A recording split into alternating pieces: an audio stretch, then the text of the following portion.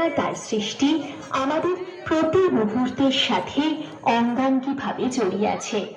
তার কথা গানে আমাদের হাসি কান্না, তার প্রবন্ধ উপন্যাসে আমাদের সুখ দুঃখ, আমাদের চলাফেরা। মাননীয় কবিগুরু সৃষ্টিতে বারে বারে ধরা দিয়েছে প্রকৃতির মালা বদল আর তার প্রিয় কলম। আমাদের 6টি ঋতুর বৈশিষ্ট্য নানাভাবে বর্ণিত হয়েছে কবির রচনায়। আজ কবির সেই প্রয়াস নিয়ে আমাদের নিবেদন ঋতুরঙ্গ।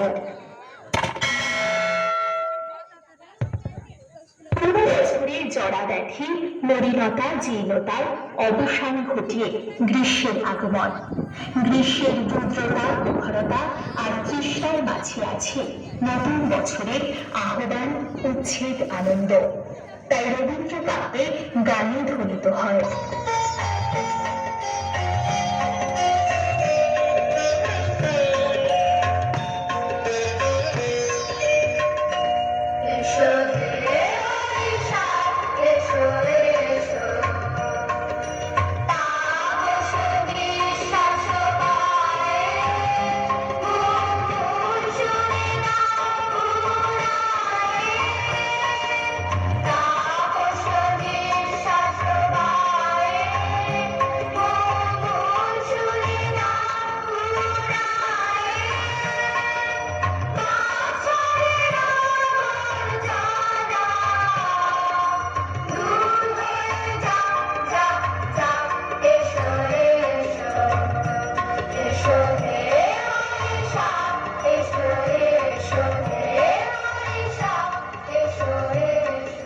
গ্রীষ্মের উত্তপ্ত রূপকে শান্ত করতে নেমে আসে বর্ষা। উত্তপ্ত ধরনের তৃষিত হৃদয় সিক্ত হয় উতল ধারা বাদল ঝড়ে। বৃষ্টির রিমঝিম শব্দে কবির হৃদয় গেয়ে ওঠে।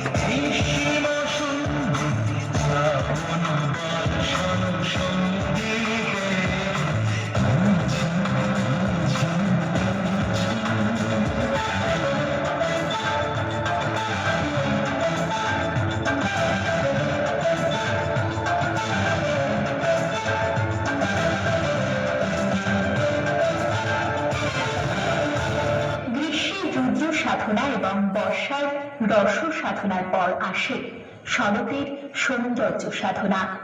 শরৎ সৌন্দর্যের ঋতু, শুভ্র সুন্দর আলোক উজ্জ্বল তার বিচিত্র মহিমা।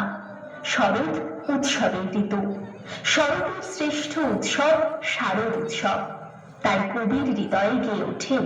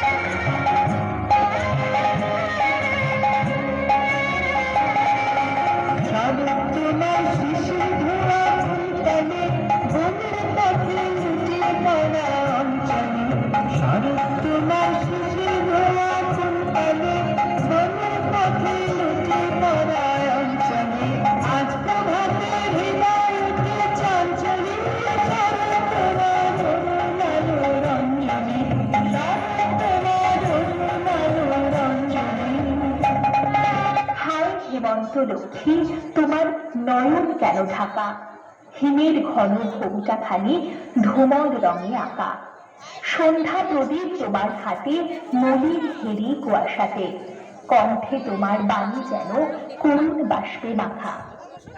ধরার আঁচল ভরে দিলে প্রচুর সোনার ধানে, দিগঙ্গনার অঙ্গন আজ পূর্ণ তোমার দানে।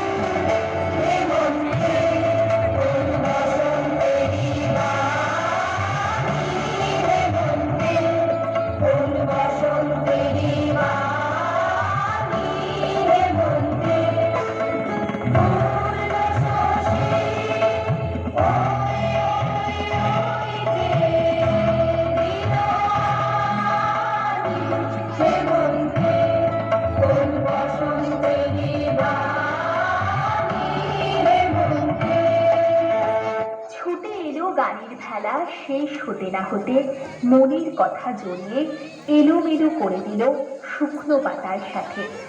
তাই প্রকৃতি এখন শূন্য, তার সাধনায় নীরব। শিরশিরানি বাতাসের দোলায় নেচে ওঠে আমলকি বনের ডালপালা শীর্ণ কানন। দুটি বাহু আকাশের দিকে তাকিয়ে তাকে আহ্বান করছে।